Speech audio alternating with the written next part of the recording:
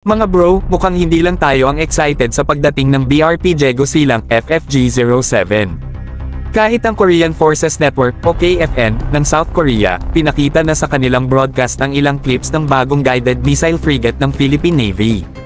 Isang solidong patunay na ang barkong ito ay hindi basta-bastang warship, isang game changer ito para sa ating maritime defense. Sa September pa darating ang BRP Jego Silang, pero ngayon pa lang, ramdam na ang bigat ng presensya nito. Isa itong high-tech na barko na may AESA radar para sa advanced target detection, isang 76mm main gun para sa solid firepower, at isang 16-cell vertical launch system, o VLS, na kayang magpakawala ng iba't ibang klase ng missiles. Ito na ang level ng modernisasyon na matagal nang hinihintay ng ating hukbong dagat. At hindi lang yan, mga bro. May 8 Sea-Star missiles ito para sa anti-ship warfare, kaya siguradong walang makakalapit ng basta-basta sa ating teritoryo. Dagdag pa ang Gokdenes Close-in Weapon System, o CIWS, na kayang durugan ang anumang banta sa malapitang distansya, mula sa incoming missiles hanggang sa maliliit na barkong umaaligid.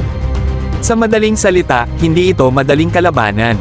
Habang ang ibang bansa sa rehiyon ay tuloy-tuloy sa pagpapalakas ng kanilang naval forces, oras na rin para tayong mga Pilipino ay mas maging mapagmatsyag at suportahan ang ating hukbong dagat.